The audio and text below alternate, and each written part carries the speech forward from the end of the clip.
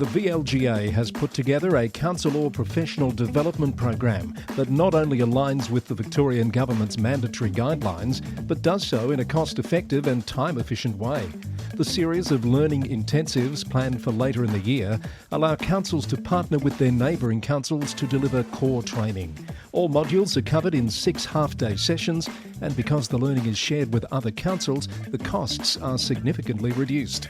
The VLGA also offers bespoke training and can customise a program that responds directly to the unique professional development needs of your council.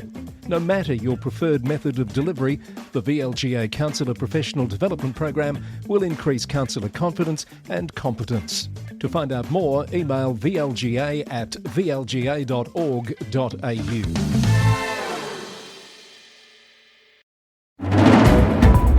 A municipal monitor for Hobsons Bay. CEO appointments in 3 states as 2 former council CEOs make a return in Victoria.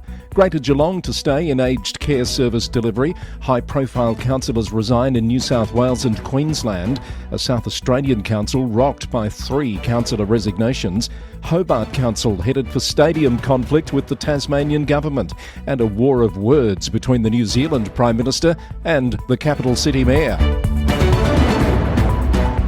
Hello, I'm Chris Eddy. This is the Local Government News Roundup. It's Friday the 30th of May. Also today, I catch up with one of those former CEOs whose comeback to council ranks has been announced this week. The Roundup is brought to you by the Victorian Local Governance Association, the national broadcaster on all things local government, with support from Symphony 3, simple, connected customer experiences. Thank you for joining me for today's edition of the podcast. We have lots of news to get through today, starting in Victoria, where Local Government Minister Nick Stakos has appointed a municipal monitor to Hobsons Bay City Council. John Tanner AM, a former chair of administrators at Moira Shire Council and a previous administrator at Brimbank Council, has been tasked with supporting good governance processes and practices at the council. His appointment commences on the 2nd of June and will run through until the 31st of December.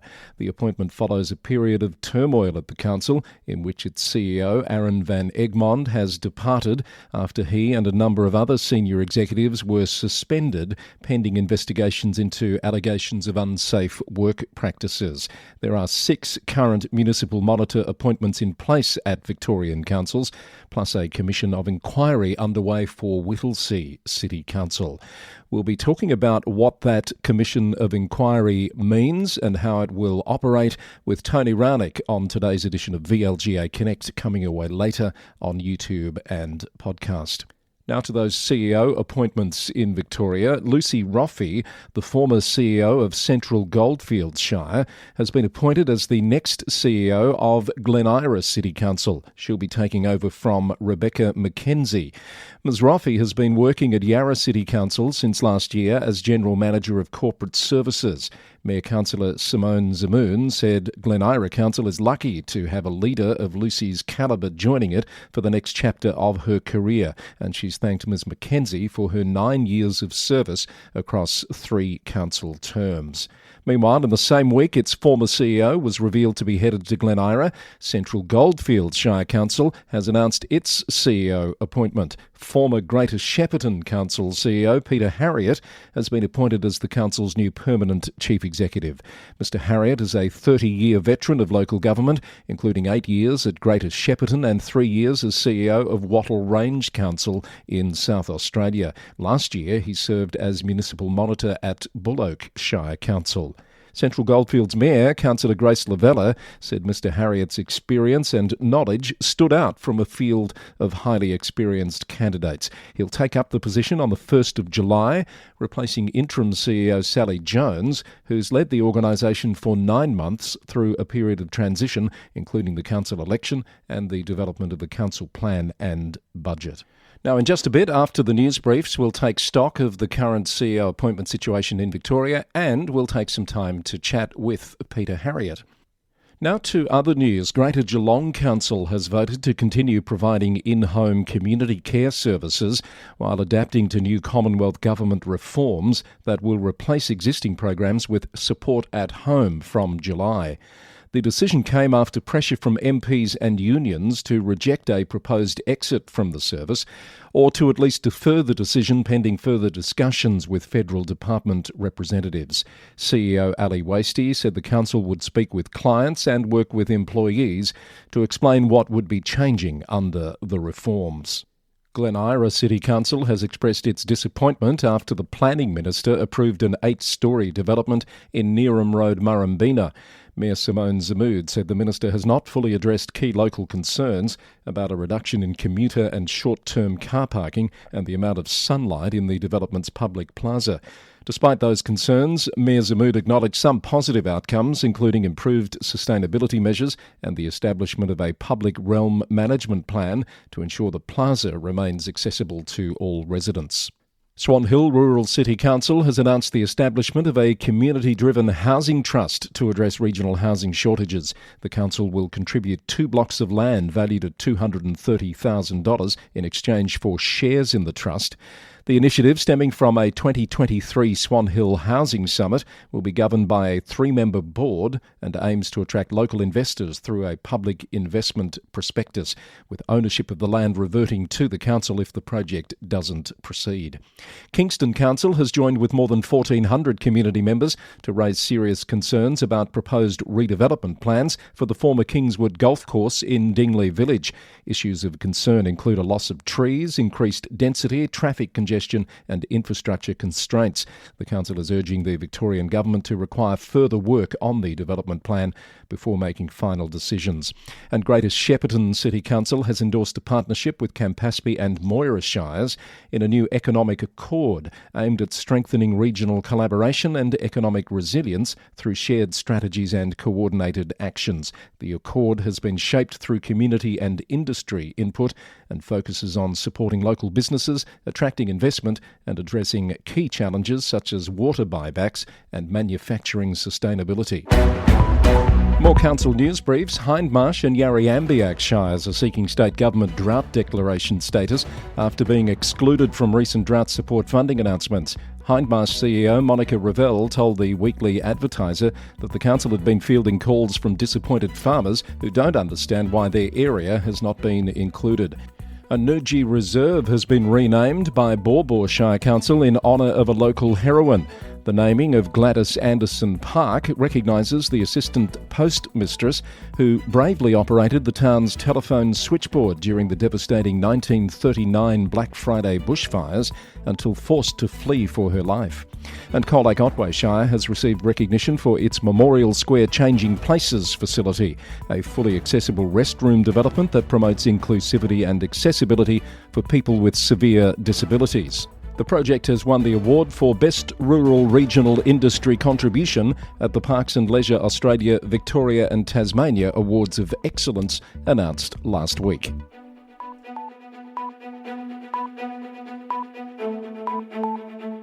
This is your Friday edition of the Local Government News Roundup, brought to you as always by the Victorian Local Governance Association, the national broadcaster on all things local government.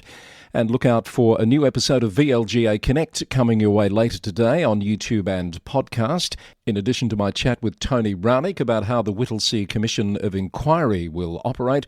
I'll also be joined by the Mayor of Port Phillip, Louise Crawford, to talk about community safety issues in that municipality. Look out for that episode coming your way later today. Back to the news shortly with the New South Wales report, but as promised, let's take stock of the council CEO appointment situation in Victoria, with those 2 new appointments announced just this week. Since March this year, there have now been 9 CEO appointments around the state, 6 women, 3 men. 3 of those women have replaced men in the permanent role, contributing to a slight improvement in the gender balance at the most senior administrative level of our councils. There are 29 female CEOs out of the 73 that currently have a permanent CEO in place, which is around 40%, just under. A further 6 councils are in the market for a new CEO in the coming months. They are Baw Baw, Bayside, Golden Plains, which I note just advertised yesterday, Hobsons Bay, Cardinia and Colac Otway. Now, as I mentioned earlier, a former council CEO is returning to the fold. Peter Harriott, ex-Greater Shepparton, has been announced as the new CEO of Central Goldfields Shire Council this week. And I'm thrilled to say I've got Peter Harriott on the line right now. Peter Harriott, congratulations and welcome back to the council CEO ranks in Victoria. Yeah, thanks, Chris. Great to chat with you. We go back a long way, as you know. We do indeed. I had your number in. I was very pleased to see your number's still current, Peter. But as clearly your applicable local government skills are, you've been around the sector for a few decades now. What's drawn you out to Central Goldfields? Well, born and bred in Bendigo, worked mostly in central and northern Victoria. I guess it's in my blood, Chris. The rural regional lifestyle and that north central location. Maryborough's a beautiful spot, and it's got the gold mining history. I was on my mountain bike doing the Maryborough to Castlemaine rail trail the other day, looking for the next big gold nugget. Welcome stranger. 69 kilogram world's largest gold nugget was found not too far from there at Mulliga. If that's, I've probably not got the right pronunciation there, but around the Denali area. So I'm on the lookout for the next big gold nugget. Fair enough. And no doubt that was all part of doing a bit of research for the new gig. Yeah, a little bit of that. Yeah. But, so, as you alluded, you and I go back, I was working it out, about 2.5 decades, Peter. So very early in both our local government careers, but you've always been involved in that sort of engineering infrastructure side of things until you became a CEO, weren't you? That's right. I did my engineering degree at Bendigo, and first task was to go down to Warrnambool Shire after the 83 fires and rebuild a lot of the bridges that were down there. So, right. I've had that infrastructure background all the way through, right up until recently building the 5-storey Shepparton Art Museum, which is a beautiful facility in Shepparton.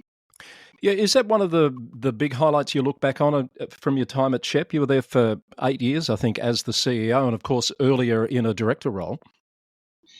Yeah, look, Chris, there's many highlights. I think some of the infrastructure improvements we did were great, but some of the other stuff we did in relation to sustainability, environmental targets, the 1 tree per child tree planting program was recognised as one of the best in the state by John Dee, the founder of that 1 tree per child organisation. So we did a lot, and of course, famously or infamously, we were front and centre in relation to Commonwealth Games. Commonwealth Games didn't happen, but it led to significant investment in regional Victoria that probably wouldn't have happened without us pursuing a bit of a wild and wonderful dream. Yeah, silver lining, I guess, but it still must have been a bit of disappointment to see that fall over. It was, Chris, because we were targeted to do BMX and road bike racing, and we hold those events regularly and continue to hold those events to the same size and bigger size than the Commonwealth Games. And we've got the facilities and relationships with the national sporting bodies, and we run those, as I say, we continue to run those events. So we didn't see it as a big task to step up to the Commonwealth Games standard to run it. But no, look, that's history, and understand that it was a bigger project when you get to the other sports, and it was a decision that was made. We accept that, and we move on to the next exciting project. Yes, all history now, of course. I've got to ask you, since you left Greater Shep, I know you've still been in and around the sector, including a time as a municipal monitor out at Bullock Shire. How was that experience for you? That was an interesting experience. The municipal monitor, it's a different role. It's a tough role, but Bullock's a beautiful spot, and some of the claims that were made were not justified, and it was it was, I guess, great to be able to go up there and prove that Bulloc's full of good people trying to do good work. And they're in a remote rural setting, but as I say, doing some great work, and it was good to be able to put that in the report. I read your report. I thought it was a good, thorough piece of analysis. Have you done anything like that in your career in the past? No, I think the municipal monitor's role is fairly unique, so I say no, Chris. I've never done anything like that. But look, a lot of the investigation work is the everyday stuff that you're doing as a local government CEO or executive anyway. And one of the interesting parts, of course, was to look at the finances, because there was accusations that the Local Council was in financial disarray. So it was great to be able to do that piece, to get some assistance from Mick Gents in that regard, and to review 14 other councils of similar size. And of course, what we found there was that everybody struggles with the income side through rate capping, and everybody struggles with the expenditure side, because the expectation is the same whether you're in remote, rural or regional Victoria as it is in metropolitan Melbourne. So the challenges are known, and it was an interesting process to go through that and to document it, and as I say, to note that in Bullock the finances were not as bad as some people were saying they were. As we speak, Peter, you may not be aware, the minister's announced John Tanner, who was out at Moira there for a while, is heading into Hobsons Bay as a municipal monitor. So stay tuned on that one. I think that's about the 12th or 13th monitor appointment we've had in the state. Wow, yes. I think there was 15 operating last year. And we would get together and compare notes, and it was interesting that the notes were very similar wherever we went. But John, I hadn't thought about that. I hadn't thought about that. A municipal monitors network. Yeah, great little gathering. Makes sense. Makes sense. It does make sense, very much so. Now, before I let you go, your new mayor, Grace Lavella, would be very annoyed with me if I didn't ask you a question or two about what you're looking forward to, what's drawn you to Central Goldfields in particular. Yeah, no, I'm looking forward to working with Grace. And look, Central Goldfields has got challenges in a financial sense. We've got to be very careful where we spend the money and how we attract income, and probably no surprise to anyone, we've got to be a little bit less reliant on government sources and trying to find that third or fourth level of income from other areas. So that they're part of the challenges, balancing the development versus lifestyle. Of course, the advantage of coming to a place like Maryborough is you've got that beautiful lifestyle. You haven't got the traffic congestion that you've got in Melbourne. We do want to attract development, but we've got to get the balance right. And we've got some great events such as the Energy Challenge that we really want to continue. It's in its 30th year and really is a world standard event, pushing sustainability and pedal power and all sorts of stuff. So, look, lots of different things and exciting challenges. But I think I said at the start, probably one of the main things is the social disadvantage and our low CFA index rating. Challenge is to turn that around and support groups such as the Goldfields group that's doing great work in that 0 to 10 sort of age group to make sure we get the kids set up right and get their education right moving forward. Yeah.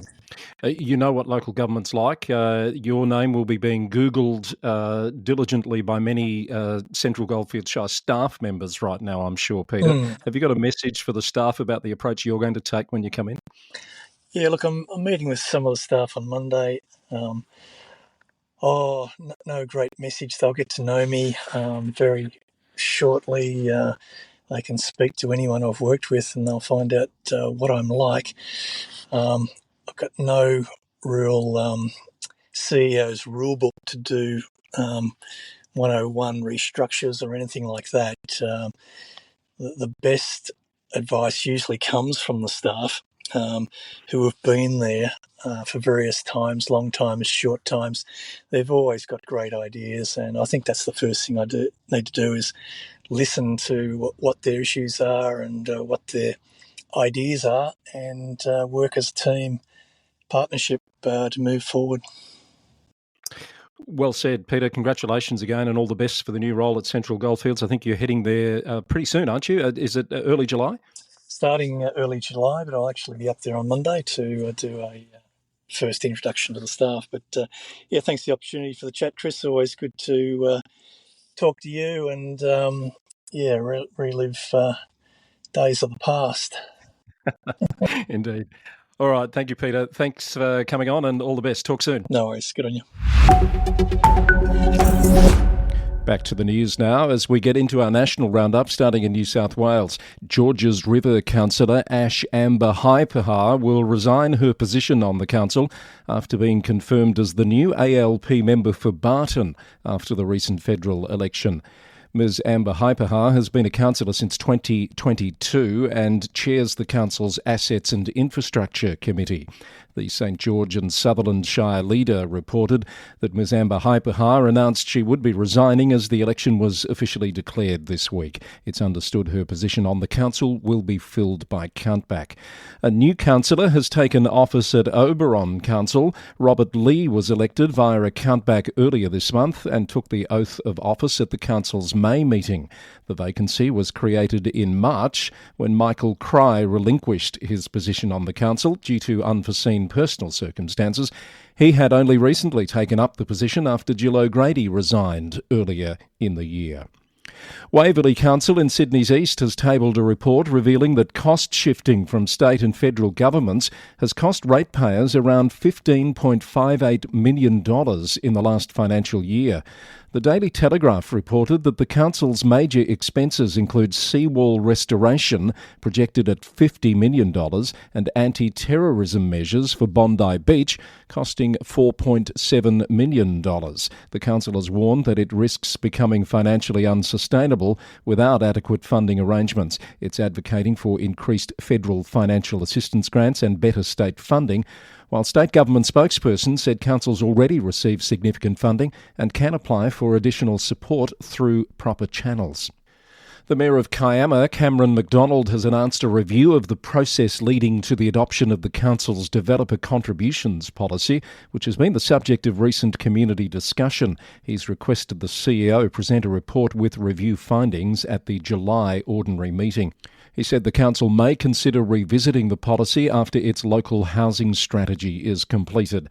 The council took steps recently to correct what it called false facts and misleading information in local press coverage about its developer contributions plans.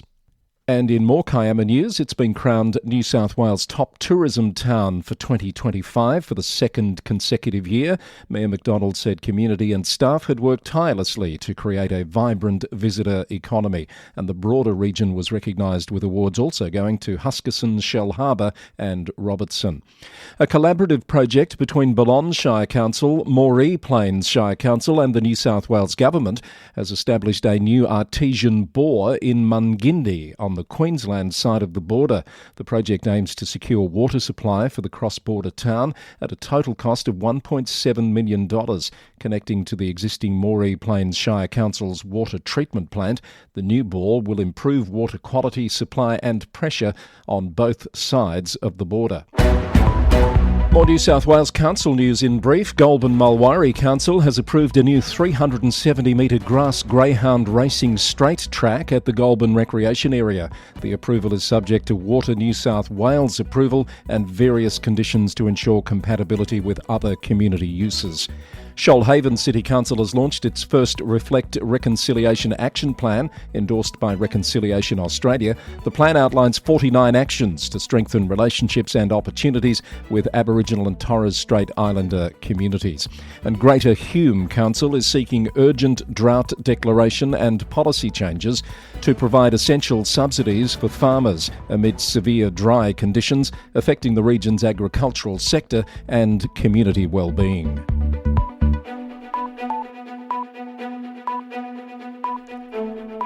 Still to come today on the Roundup, Hobart Council set for a collision with the Tasmanian Government on stadium plans, and the South Australian Council rocked by 3 councillor resignations in just a week. But let's go to Queensland now. Toowoomba Regional Council has announced the appointment of its new CEO this week. Sal Petrocito OAM will make the move in July after more than 10 years in Brisbane as CEO of the National Heavy Vehicle Regulator. His 30 years of executive leadership experience includes 12 years with Brisbane City Council and more than 5 years with the Department of Transport and Main Roads. Mayor Jeff McDonald said Mr Petrocito was chosen for his track record of delivering cultural transformation and strategic outcomes in complex environments. He takes up his new role on the 14th of July. Mackay Region Councillor George Christensen is reportedly resigning from his council position today, Friday, for personal reasons.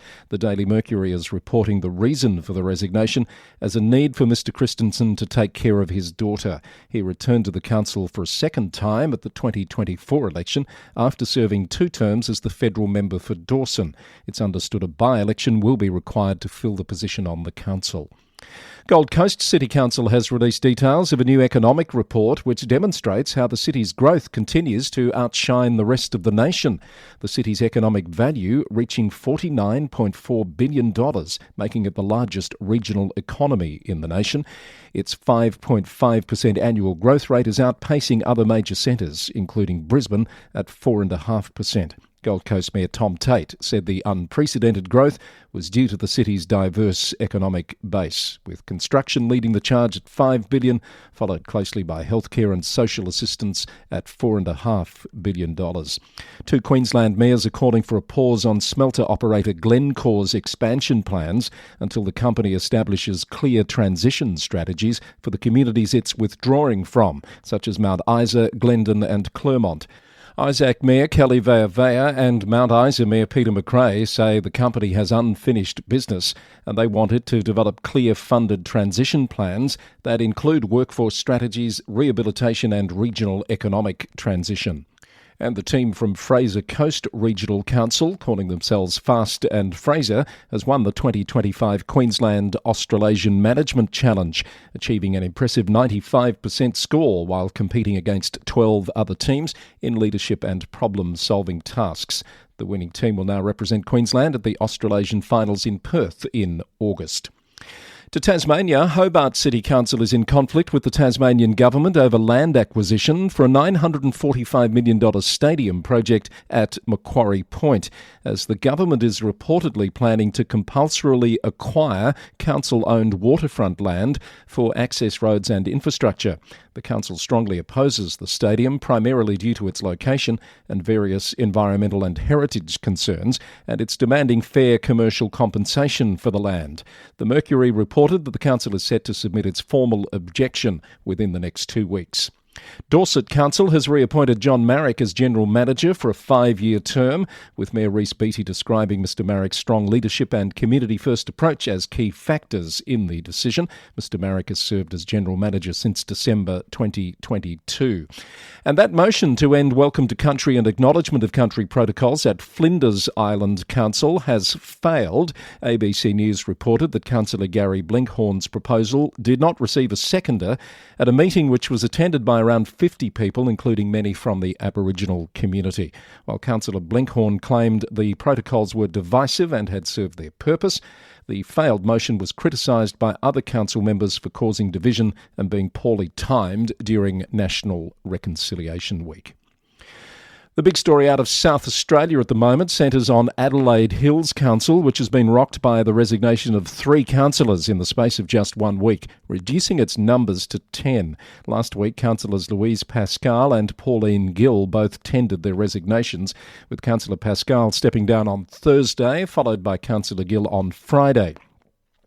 And this week, Deputy Mayor Melanie Selwood has resigned after being pre-selected as the Greens' lead candidate for the upcoming state election in March. Councillor Selwood said the resignation of Councillor Gill, which triggers a supplementary election, provides an opportunity for the community to elect 2 representatives in Valley's ward at the one time. The Messenger reported Councillor Gill's claims that her mental health had been impacted by allegations of bullying under confidentiality provisions by a fellow elected member. Councillor Pascal's departure came with a surprise announcement of her support for a controversial boundary change proposal by Campbelltown Council, which she'd previously opposed. Acting Mayor Nathan Daniel has categorically disagreed with the bullying claims and has maintained the council's opposition to Campbelltown's boundary proposal. On Tuesday night, the council considered the outcome of an independent investigation into 3 complaints made against now former Councillor Pascal. The council noted the findings and recommendations of the report, as well as the cost of more than $50,000 to deal with the complaints. As Ms Pascal is no longer a member of council, it was decided to take no further action, given the Local Government Act only provides powers to take action against elected members. Supplementary elections will now be held in both the Ranges and Valleys wards to fill the vacancies, and the council said it will provide further information about the election process as it becomes available.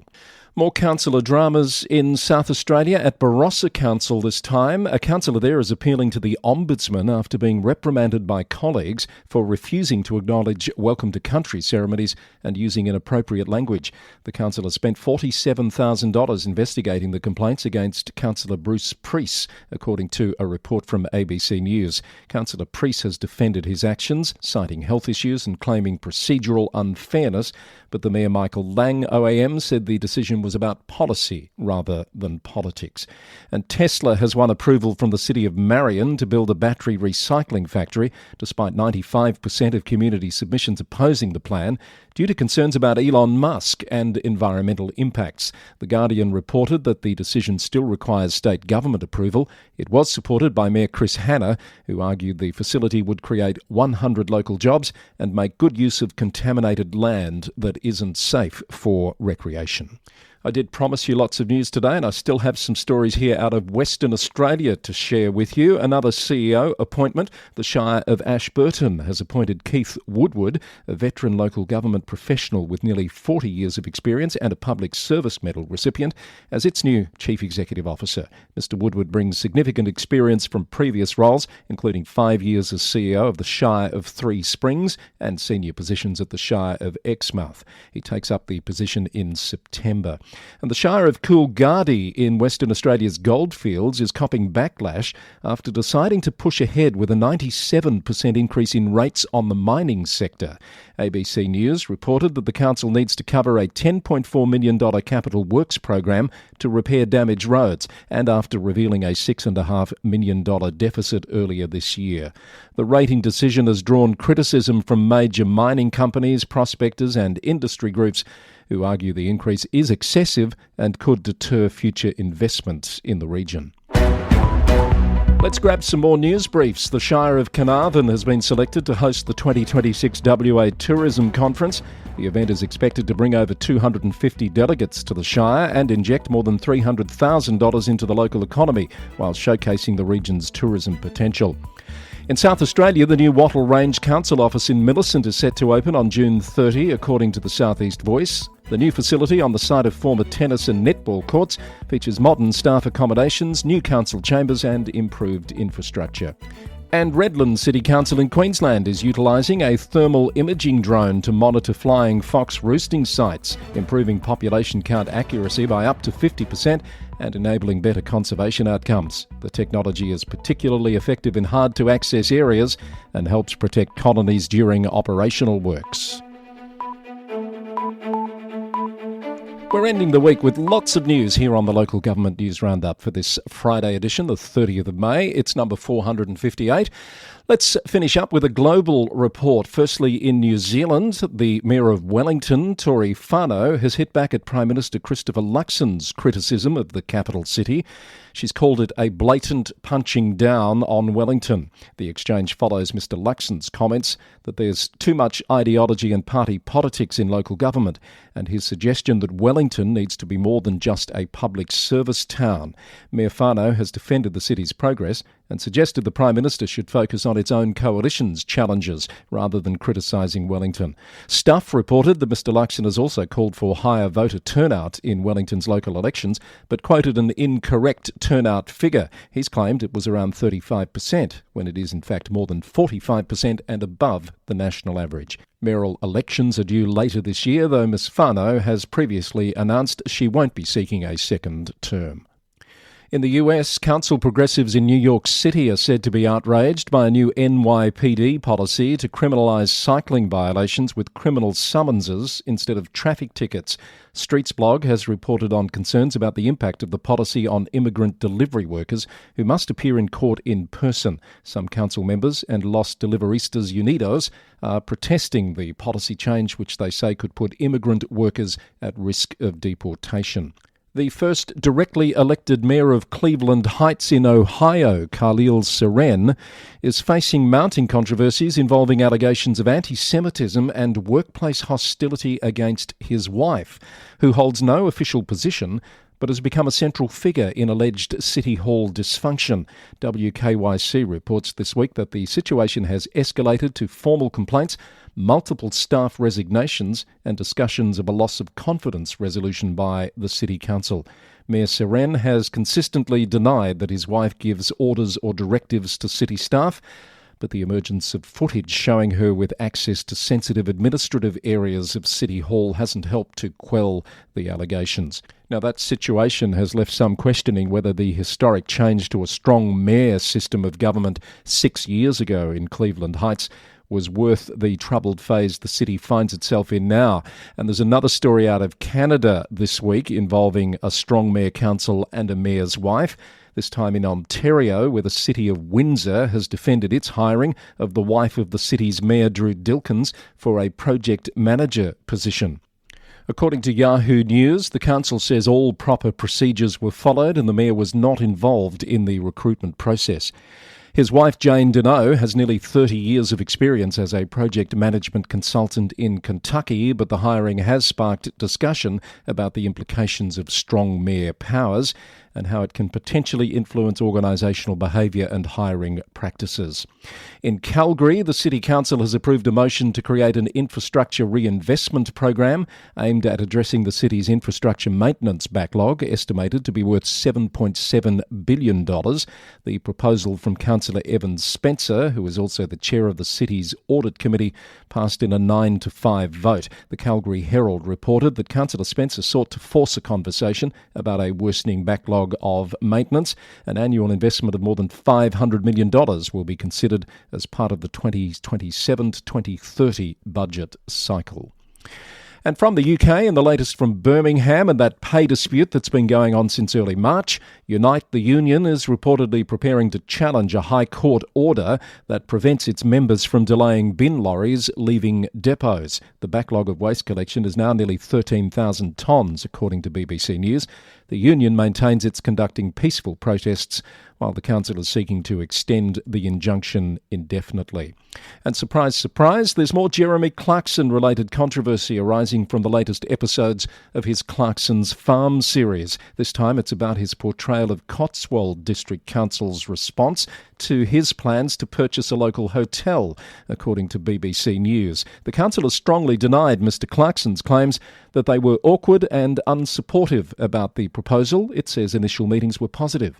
Mr Clarkson ultimately decided not to pursue the purchase.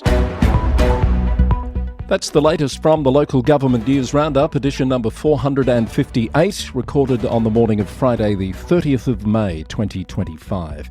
If you have comments, feedback, story ideas, email us at lgweeklynews@gmail.com. If you'd like more details about any of the stories in this episode of the program, you'll find the links and a transcript at lgnewsroundup.com. The podcast is brought to you by the Victorian Local Governance Association, the national broadcaster on all things local government, with a new edition of VLGA Connect coming your way later today. And thanks to Symphony 3 for their support for the podcast, bringing you simple, connected customer experiences. Find out more at symphony3.com.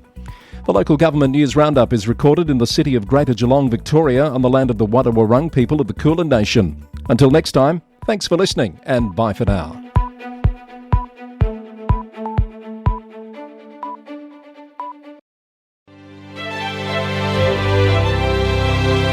I'm thrilled to welcome Symphony 3 to the Local Government News Roundup family. If you're a local council, you know how challenging it can be to manage data across all your different systems. That's where Symphony 3 comes in. They've developed Smart Glue, a platform that integrates over 55 council systems, automating data flow without the need for manual work. It turns confusion into simplicity. With Smart Glue, councils save time, reduce errors and empower staff to focus on what really matters. Their clients see a real difference, up to 20% boost in productivity, with savings of over $30,000 per integration every year. Symphony 3 helps councils work smarter, faster and more efficiently, all while better supporting the communities they serve.